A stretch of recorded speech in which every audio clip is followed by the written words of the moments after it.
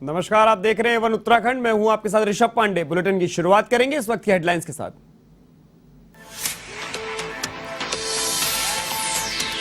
मसूरी गोलीकांड की 28वीं बरसी, शहीद आंदोलनकारियों की स्मृति में श्रद्धांजलि कार्यक्रम। मुख्यमंत्री पुष्कर सिंह धामी ने शहीदों को किया नमन।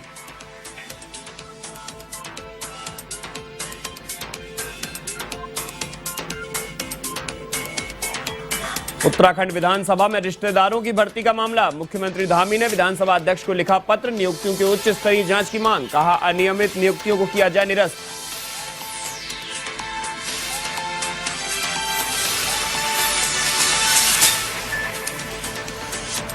देहरादून में कांग्रेस का हल्ला बोल। विधानसभा भर्ती घोटाला मामले में सीबीआई जांच को लेकर धरना प्रदर्शन। विधानसभा के गेट पर बैठकर जताया विरोध।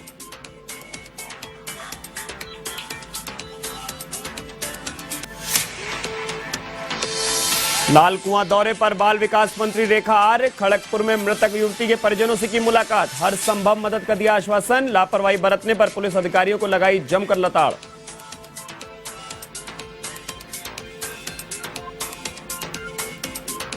नशे के सौदागरों पर हरिद्वार पुलिस की कार्रवाई। नशे के अवैध कारोबार में लिप्त अभियुक्त को किया गिरफ्तार। नशे के 225 इंजेक्शन किए बरामद।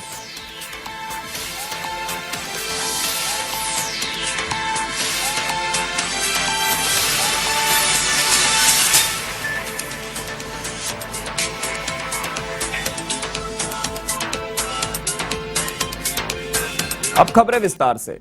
उत्तराखंड के मसूरी गोलीकांड की 28वीं बरसी पर शहीद आंदोलनकारियों की स्मृति में श्रद्धांजलि कार्यक्रम का आयोजन किया गया, जिसमें मुख्यमंत्री पुष्कर सिंह धामी ने शिरकत कर शहीदों को नमन किया। इस दौरान धामी ने शहीद आंदोलनकारियों की स्मृति में आयोजित श्रद्धांजलि कार्यक्रम को संबोधित भी किया। उन्होंने अपने संबोधन में कहा कि मैं सर्वप्रथम शहीद आंदोलनकारियों को नमन करता हूं, जिनकी वजह से हमें यह राज्य प्राप्त हुआ। हमारे शहीद आंदोलनकारियों ने मां की ममता, बहन की राखी, बच्चों के दुलार को छोड़ दिया, अपना सब कुछ छोड़कर राज्य के लिए शहादत दी।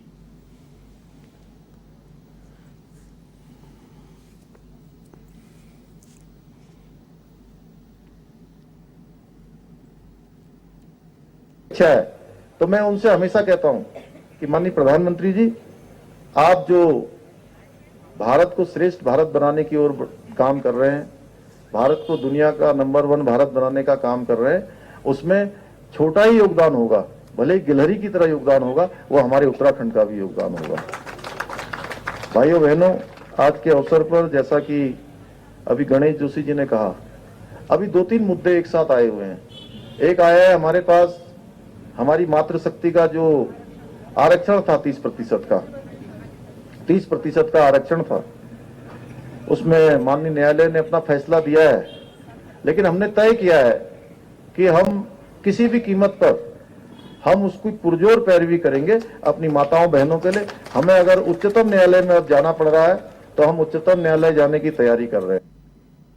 उत्तराखंड सेवा चयन आयोग के बाद अब विधानसभा में नियुक्तियों का मुद्दा भी गर्मा गया है। मामला सामने आने के बाद मुख्यमंत्री धामी एक्शन में दिखाई दे रहे हैं, जिन्होंने विधानसभा अध्यक्ष रितु खंडूरी को पत्र लिखकर निवेदन किया है कि विधानसभा में हुई नियुक्तियों की जांच की जाए और उन्हें गलत पाए जाने पर तुरंत रद्द भी किया जाए। मुख्यमंत्री पुष्कर सिंह धामी ने पत्र में यह भी कहा कि आगे की नियुक्तियों के लिए पारदर्शिता लाई जाए। इसके बाद अब सभी निगाहें विधानसभा अध्यक्ष रितु खंडूरी पर टिकी हुई है कि क्या वो एक्शन लेती हैं। इससे पहले मुख्यमंत्री धामी ने 2015 में पुलिस सब इंस्पेक्टर भर्ती पर भी विजिलेंस की जांच बिठा दी है।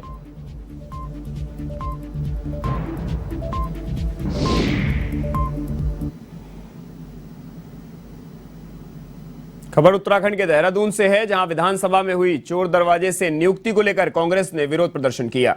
बद्रीनाथ विधायक राजेंद्र भंडारी के नेतृत्व में कांग्रेसी धरने पर बैठ गए। इस दौरान कांग्रेसी कार्यकर्ताओं ने विधानसभा के गेट पर बैठकर विरोध जताया। उन्होंने विधानसभा भर्ती घोटाले की सीबीआई से जांच की मांग की है, लिहाजा मौके पर भारी पुलिस बल भी तैनात रहा। नौकरियों में घोटाला बंद करो, जोर जुर्म की टक्कर में संघर्ष हमारा नारा है, हर जोर जुर्म की टक्कर में। उत्तराखंड के दिनेशपुर में पूर्व विधायक प्रेमानंद महाजन ने प्रेस वार्ता की।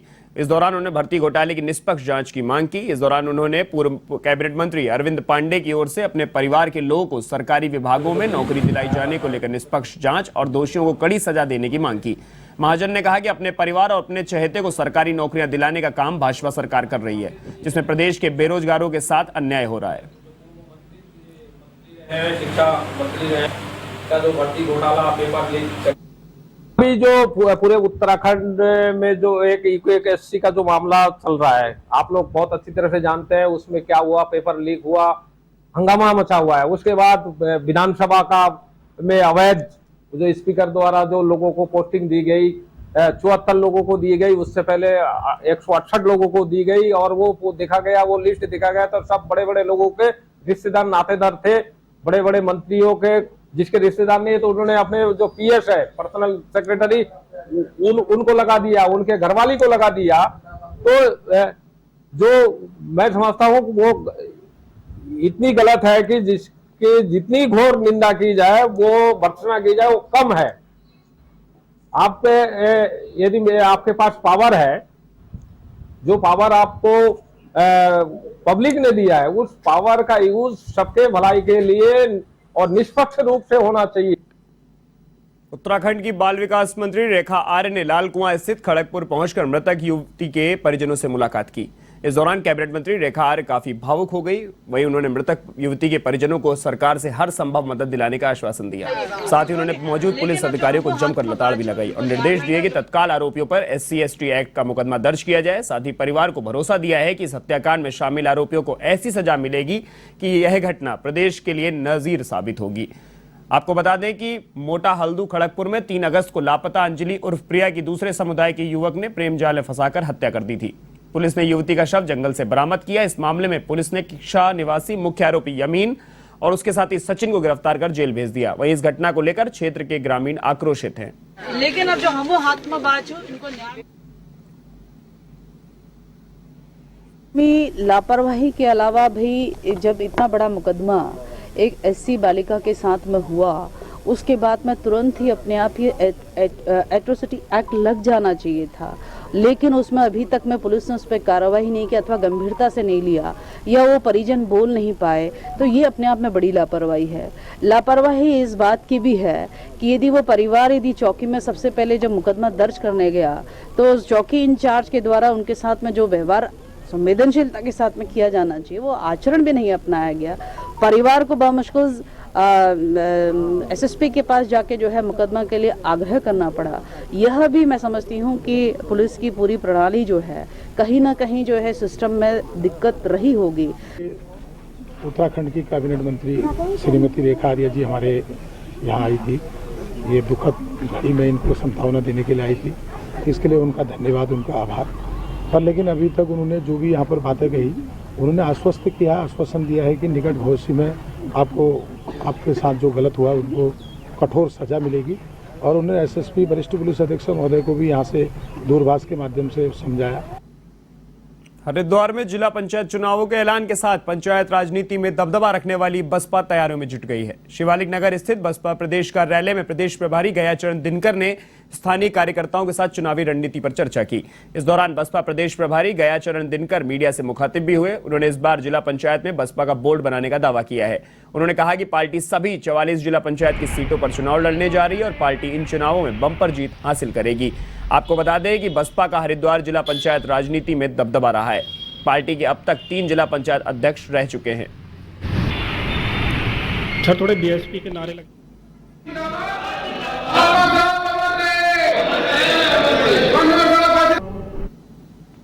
उनके चुनाव पर पैनी निगाह रखे हुए हैं।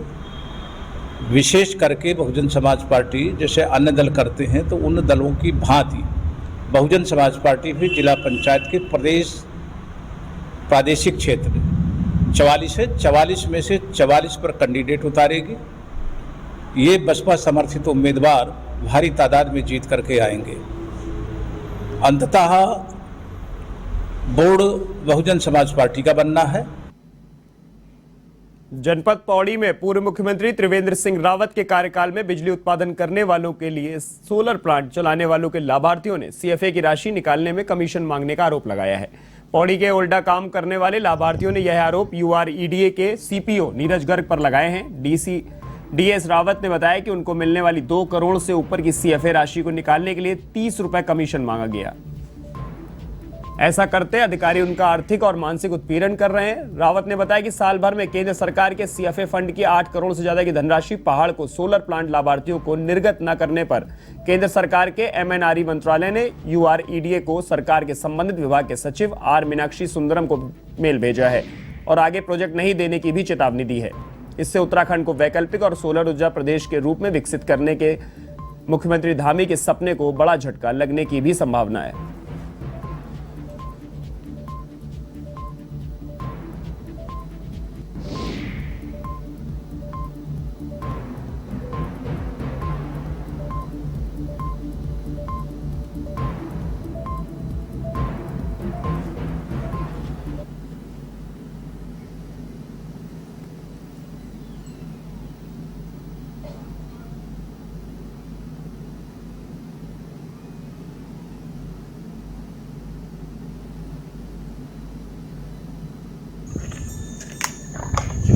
ये देखिए 11 जुलाई 2022 का लेटर है। इसमें साफ साफ लिखा हुआ है अगर इन लोगों को आपने, इन जनरेटरों को आपने पैसा नहीं दिया तो आपको आगे से कोई स्कीम नहीं मिलेगी, कोई आपको नहीं मिलेगा। लेटर है, ये MNRE की मेल है, मेरा नहीं है, ये MNRE की मेल है। इसमें लास्ट में लिखा हुआ है कि जब तक आप पैसा रिलीज नहीं करोगे, इनको पैसा रिलीज नहीं करोगे, तब तक आपको कुछ नहीं मिलेगा। अब ये जब तक हमारा पैसा लटकाएंगे उत्तराखंड को कुछ नहीं मिलने वाला है। MNRE सेंट्रल गवर्नमेंट से कुछ नहीं मिलेगा और हम नहीं चाहते हमारे नुकसान हो पकड़ का। इसकी मैं आपको ये बताना चाहूंगी कि जो मेरे द्वारा इसमें जो एक्शन हो रहा है मेरे द्वारा, क्योंकि अभी यहाँ पे पौड़ी में 1 महीना हुआ है मुझे ज्वाइन करे हुए, और ये डिस्पर्सिंग सब्सिडी डिस्पर्स का जो मैटर है, तो हमारे जो परियोजना नियंत्रक होते हैं वो मुख्य विकास अधिकारी पौड़ी होते हैं, तो उनकी गाइडलाइन के अनुसार ही मैं इसमें आगे जो है जो भी कार्य होगा वो उनके गाइडलाइन के अनुसार ही किया जाएगा। सब्सिडी डिस्पर्स आप जो कह रहे हैं कि भी नहीं हो पा रहा है या कब होगा, तो एक बार मैडम से ही डिस्कशन होगा, उसके बाद ही इसमें कुछ मैं आपको अंतिम निर्णय दे पाएंगे। खबर चमोली जिले की है, जहां वेतन नहीं मिलने से परेशान अतिथि शिक्षकों ने माध्यमिक अतिथि शिक्षक संघ बैनर तले अनिश्चितकालीन धरना शुरू किया है। यह धरना मुख्य शिक्षा अधिकारी कार्यालय गोपेश्वर पर शुरू हुआ है। आपको बता दें कि अतिथि शिक्षकों ने 24 अगस्त को सांकेतिक धरना मुख्य शिक्षा अधिकारी कार्यालय में दिया था। इसको लेकर उच्च अधिकारियों ने 31 अगस्त तक वेतन देने की बात कही, लेकिन 31 अगस्त को भी वेतन नहीं मिलने के आदेश नहीं हुए। इससे अतिथि शिक्षकों ने खुद को ठगा महसूस किया और विरोध में शुक्रवार से अनिश्चितकालीन हड़ताल पर बैठ गए हैं। इससे अध्यापिका अपने छोटे बच्चों को लेकर धरने पर बैठी। उन्होंने कहा कि विभागीय अधिकारी लेवल आश्वासन दे रहे हैं, कोई भी सकारात्मक कार्रवाई विभाग ने नहीं की है। अन्य किसी भी कर्मचारी, किसी भी शिक्षक ज्ञापन भी प्राप्त हुआ है, तो उसमें इनका जो विशेष मांग यही है कि भाई जो अवकाश की अवधि है उस अवधि का इनको मानदेय दिया जाए, ऐसे इनकी मांग है। और इस पर अंतिम निर्णय भी मुख्य शिक्षा अधिकारी दे दिया जाना है। वो भी आउट ऑफ स्टेशन है, जब वो आएंगे तो उस पर निर्णय लेंगे। विशेष तौर पर मुझे इसमें ये कहना है कि जो इनकी नियुक्ति है जिस शासन देश के तहत हुई है 1023 जो शासन देश है आपका 22 नवंबर 2018 का, इसमें 12वां बिंदु है, इसमें स्पष्ट लिखा हुआ है कि उक्त अनुसार शिक्षण कार्य हेतु रखे गए अभ्यर्थियों को प्रतिमाह नियत मानदेय ₹15,000 अब जो 25,000 हो गया की दर से अनुमान्य होगा तथा प्रतिमाह 1 दिन की दर से आकस्मिक अवकाश अनुमान्य होगा। कार्य किए जाने की अवधि का ही वेतन अनुमान्य होगा। पहले 24 तारीख को हम लोग यहाँ पे सांकेतिक धरना में बैठे हुए थे और उस धरना में प्रशासन अधिकारी की तरफ से आश्वासन दिया गया था कि 31 अगस्त तक आप लोगों के लिए कोई ना कोई लिखित कार्रवाई की जाएगी, लिखित किया जाएगा जहाँ तक वेतन मिल सके। लेकिन आज तक 1 तारीख हो गई, हमारे लिए कोई लिखित आदेश नहीं हुआ, जिस कारण मजबूरन हम लोगों को अपने छोटे बच्चे को लेकर, जिस बच्चे ने सर स्कूल जाना था वो बच्चा हमारे साथ धरना में बैठा हुआ है, तो क्या होगा इससे भविष्य आप देख सकते हो। लेकिन जब आर्थिक स्थिति कमजोर हो जाती है, जब बच्चे की फीस देने के लिए पैसे नहीं होते, 1 महीने का हमारा वेतन हो जाता है, हमारी पूरी बजट खराब हो जाता है, कहाँ से फीस देंगे, कहाँ से बच्चे को देंगे। यहाँ पे माध्यमिक शिक्षक चमोली से बैठे हुए सारे गेस्ट टीचर बैठे हुए, हमारी सिर्फ एक मांग है, हमारा जो ग्रीष्मकालीन और शीतकालीन अवकाश का वेतन नहीं दिया जा रहा है हमें वो चाहिए और हर हाल में चाहिए। और जब तक उसका आदेश, स्पष्ट आदेश नहीं मिल जाता है मुख्य शिक्षा अधिकारी के द्वारा, हम यहाँ से नहीं हिलने वाले। हम और दिन और रात बच्चों के साथ और अभिभावकों के साथ यहाँ पे बैठे हुए हैं। इससे पहले आपको बता दूं कि हमारे उत्तराखंड में 13 जनपद है, 13 जनपदों के ये 12 जनपदों के स्पष्ट आदेश मेरे हाथ में है, जिसमें उन्होंने स्पष्ट कहा है कि कार्य किए जाने की अवधि शिक्षा सत्र का भाग है और कार्य किए जाने की अवधि जो है कि अनुपस्थिति के संबंध में, यानी कोई अगर हमारा साथी 12 आकस्मिक अवकाश के बाद जो है कि छुट्टी जाता है तो तब उसको वेतन नहीं मिलेगा। दुर्घटना के कारण अवकाश में रहता है उसको वेतन नहीं मिलेगा, मातृत्व अवकाश का वेतन नहीं मिलता है, मेडिकल का वेतन नहीं मिलता है, परंतु विभागीय अवकाश वो शिक्षा सत्र का हिस्सा है, उसका वेतन दिया जाना चाहिए, स्पष्ट लिखा हुआ है। खबर हरिद्वार से है, जहां कोतवाली रानीपुर में औषधि निरीक्षक और पुलिस ने संयुक्त कार्रवाई कर नशे के अवैध कारोबार में लिप्त एक अभियुक्त को गिरफ्तार किया है। जानकारी के अनुसार नशा मुक्त उत्तराखंड 2025 के राज्य स्तरीय अभियान के तहत यह कार्रवाई की गई। इस दौरान गढ़ मीरपुर से अभियुक्त रिजवान को अवैध नशे के इंजेक्शन बेचने के आरोप में गिरफ्तार किया गया। साथ ही आरोपी से लगभग 225 इंजेक्शन और सिरिंज बरामद किए गए।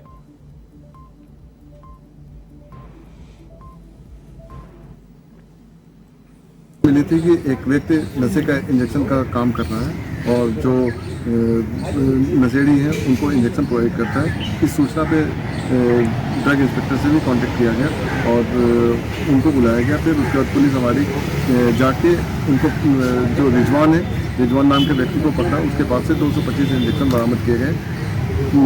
उससे फिलहाल पूछताछ की जा रही है कि वो इंजेक्शन कहाँ से लाया था और इंजेक्शन लाने का उसका सोर्स कैसे रहता है और उसकी मोडस ऑपरेंडी क्या है, जिससे कि आगे भी इस पर कार्रवाई की।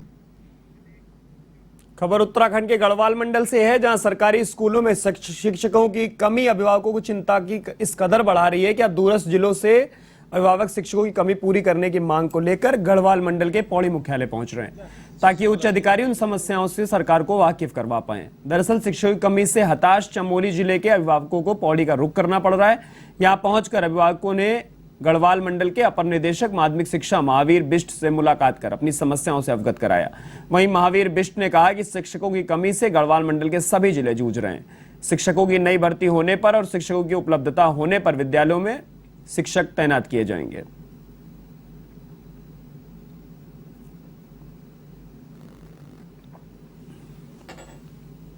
वहाँ पर एक तो गरीबों के बच्चे वहाँ पर पठन पाठन करते हैं और फिर सर मैं कई सालों से वहाँ पर पीटीए अध्यक्ष भी हूँ, 10 साल हो गए लगभग, और वहाँ पर बहुत बड़ी समस्या पठन पाठन की है। और हम यहाँ पर एडी कार्यालय में 3 बार का दौरा हमारा हो चुका है। अभी भी उन्होंने कभी बोला कि आज मिलेगा, कल मिलेगा, प्रसाद के रूप में भी उन्होंने आज तो बोल दिया कि मिल जाएगा करके। हम इसी बात को लेकर के चलेंगे। अगर नहीं मिलने पर हम उसके बाद यहाँ पर फिर दोबारा आएंगे, आंदोलन करेंगे। और मेन समस्या है सर बच्चों की, गरीब बच्चे हैं, 10 रुपये फीस के लिए नहीं हो पाता सर हमारे पास। इस समय हमारे जनपद चमोली से काफ़ी शिष्टमंडल शिक्षकों के लिए मेरे पास आए हैं। आज मानमती हाई स्कूल देवाल से आए थे लोग और उनकी डिमांड थी कि 7 में से केवल 4 ही शिक्षक उनके यहाँ कार्यरत हैं, 3 शिक्षकों के पद रिक्त हैं। तो मैंने उनको बताया कि अभिभावक लोग जो भी आ रहे हैं वो सब लेटर मेरे पास हैं, लेकिन नई भर्ती का मैं इंतज़ार कर रहा हूँ कि नई भर्ती से हमें शिक्षक मिलते तो हम जल्दी से जल्दी ऐसे विद्यालयों को देते जहाँ पर कि शिक्षकों की भारी कमी है।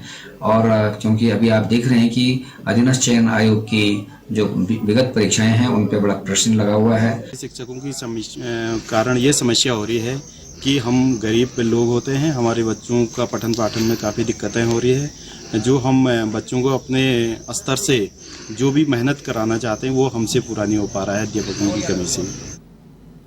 उत्तराखंड के श्रीनगर गढ़वाल केंद्रीय विश्वविद्यालय के छात्रों ने विश्वविद्यालय की कुलपति की शव यात्रा निकाली।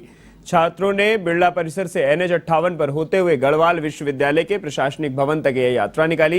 इस दौरान छात्रों ने कुलपति के विरोध में जमकर नारेबाजी की। साथ ही गढ़वाल विश्वविद्यालय की कुलपति पर कई गंभीर आरोप भी लगाए। आपको बता दें कि छात्र गढ़वाल विश्वविद्यालय के विभिन्न पाठ्यक्रमों में सीटों के घटाए जाने में आक्रोशित हैं।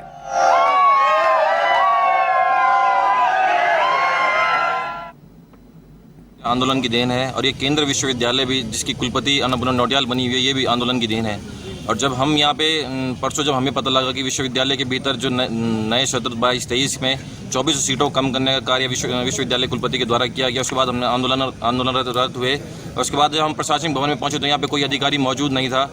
और उसके बाद जब रजिस्ट्रार साहब आए तो रजिस्ट्रार साहब ने मांगों को रखा और उसके बाद हमें पता लगा कि यहाँ पे हमारे ऊपर फर्जी मुकदमे कर दिए गए हैं। तो ये शव दाह करने का मतलब हमारा ये था कि जिस उत्तराखंड को और जिस केंद्रीय विश्वविद्यालय को हमारे पूर्वजों ने आंदोलन करके अपना सपना एक सजाया था कि हमारे छात्र, उनके बच्चे इस उत्तराखंड में इस केंद्रीय विश्वविद्यालय में पढ़ेंगे, और जब सीटें कम हो चुकी है तो उन आंदोलनकारियों के सपनों को कुचलने का कार्य भी कुलपति महोदय के द्वारा किया गया। इसलिए हमने दाह संस्कार करके उनके सपनों को मतलब कुचलने नहीं देंगे। यहाँ पर 50 साल पूरे होते हैं विश्वविद्यालय के, परंतु आज इतना बड़ा दुर्भाग्य इस विश्वविद्यालय का है, आज भी पहाड़ का बच्चा सिर्फ मूलभूत सुविधाओं के लिए, अपने एडमिशन के लिए यहाँ पर तरस रहा है, और पहाड़ का बच्चा सिर्फ अपने एडमिशन के लिए यहाँ पर तरस रहा है, जिसके लिए आज हम सब लोगों को यहाँ पर आंदोलन करना पड़ रहा है। आज इतना बड़ा दुर्भाग्य है, इतने सपनों के साथ हमारे पूर्वजों ने इस उत्तराखंड को बनाया, इतने सपनों के साथ हमारे इस पूर्वजों ने आंदोलन करा, तब जाके हमें ये गढ़वाल विश्वविद्यालय मिला। हमारे हेमंती नंदन बोगड़ा जी ने इतना संघर्ष किया, उसके बावजूद हमें ये गढ़वाल विश्वविद्यालय मिला है। परंतु आज ऐसी स्थिति आ गई है, जो इस गढ़वाल की जो विवि की कुलपति हैं, जो वर्तमान की कुलपति हैं, उन्होंने इस गढ़वाल विश्वविद्यालय की इतनी दुर्दशा कर दी है, मुझे तो ऐसा लगता है कि वो सीधा सीधा साफ तौर पर पहाड़ विरोधी कुलपति हैं। इस बुलेटिन में फिलहाल के लिए इतना ही। देश और दुनिया की तमाम खबरों के लिए आप देखते रहिए A1 टीवी। नमस्कार।